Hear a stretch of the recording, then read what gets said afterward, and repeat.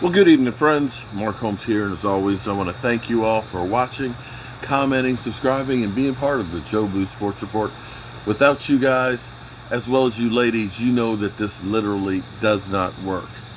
Shout out to everybody who's been supporting the channel, coming in. Listen, when you come in and you give a thumbs up, you hit the like, you hit the subscribe button, all those things help the channel to grow.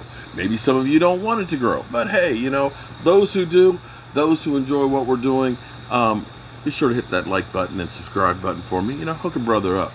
We want to have fun together and want to be able to continue to do a lot of great things and stuff for you guys. And all of those things are things that help us to continue to grow.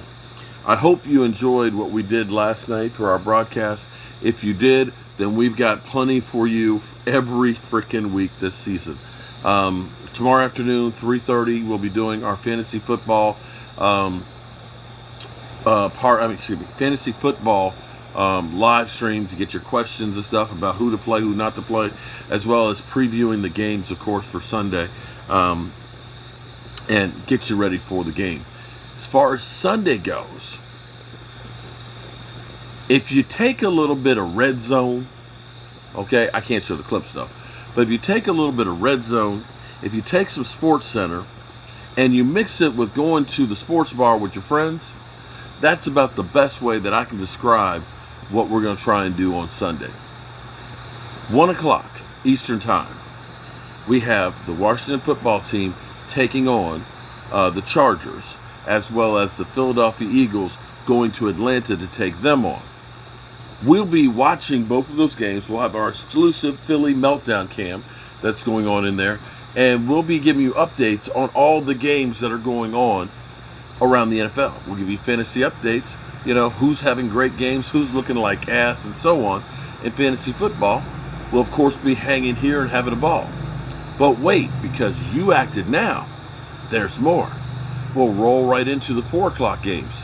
And of course, we'll have Rashid, the New York stinking Giant fan that believes Daniel Jones is a great quarterback.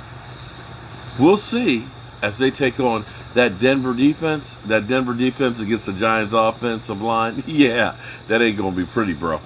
But anyway, we're going to be doing that. Hope you guys tune in and, hit the subscribe button, turn on the notifications, and, of course, hit the like button.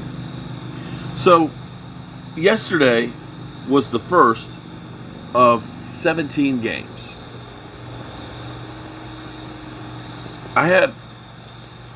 I want to say a fan, but I'll say a person, because I'm not sure if they're a fan or not. But they said, I'm not into moral victories. The team sucks. We can't do it in the red zone. And the thing that drove me crazy about this is his whole focus was just the red zone. He didn't take into consideration our kicker missed kicks. He didn't take into consideration that maybe there was a pass interference call that was there that should have been called. He didn't take into consideration that you're paying Tom Brady in their house after they just won the Super Bowl. He didn't take into consideration that Anthony Brown had one of the worst games in the Cowboys secondary history, maybe. He didn't take any of those. It was only Dak and the red zone. Okay, be that as it may. But here's what I'm going to tell you.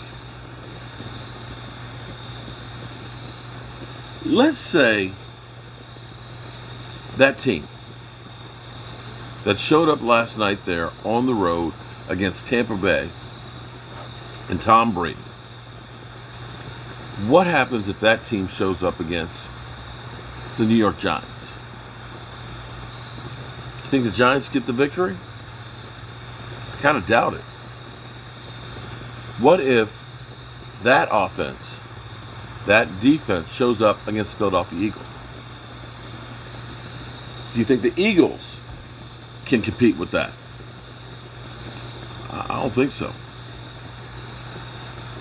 If that Dallas Cowboys team, and keep in mind, I think Tampa Bay's defense is better than Washington's.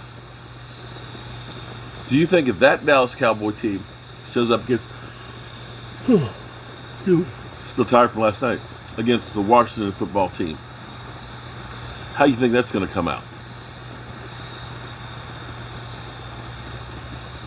Understand an NFL season is a marathon. You're going to have highs. You're going to have lows. You're going to beat some teams that you have no business beating. And you're going to lose to some teams that you shouldn't lose to. But in the end, when the dust clears, it's your full body of work. Now, I'm going to tell you,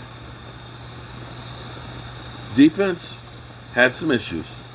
Like I said, Anthony Brown, I hate to keep singing Brother Man out, but damn. This defense is new. Most of these guys have never played in the NFL, much less together. They will get better as the season goes on. My man said, Quentin Bohannon, he's a waste. It's like, dude, that was his first NFL game. It's a 6th-round draft pick. Season opener. The world watching. You're going to judge a person's career on one start?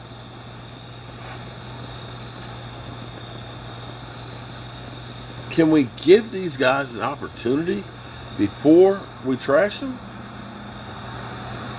I just can't understand it. But, hey, such is the life when you are a Dallas Cowboys YouTuber, I guess.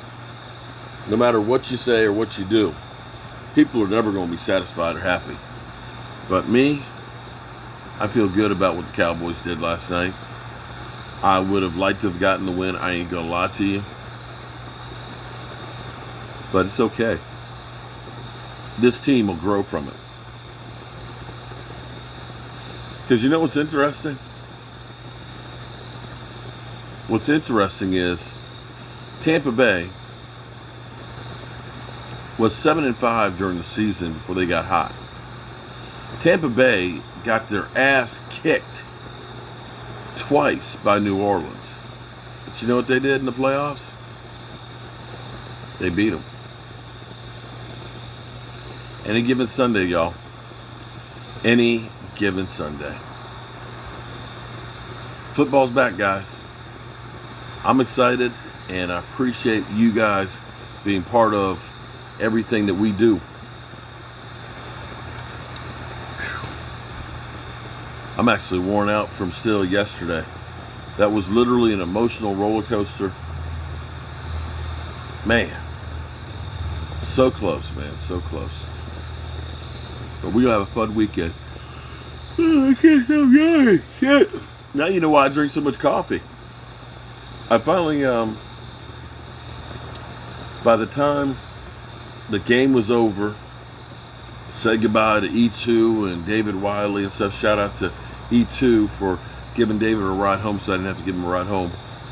Shout out to David Wiley for doing all the great cooking that he did. Shout out to Rasheed for keeping his damn mouth shut. Shout out to Clarence for coming by and keeping Rasheed quiet. By the time I got everybody out, got everything cleaned up, everything closed up and locked up here in the studio, I think it was about 1:30. And I laid there in bed thinking about this game, and the whole football season is back. And I couldn't go to sleep. I want to say it was 3 a.m. before I finally fell asleep. And my wife said, when I went to bed, she's like, "Can you wake me up at 7?" I said, "Sure, baby." And I tried and I tried and I tried to wake her up at 7 o'clock. It was damn near 8 o'clock before she finally got up. I tried. So I didn't get a lot of sleep last night. I'm going to try and make up for it tonight. I hope you guys have a great night, and I will see you guys, God willing, in the morning. Peace.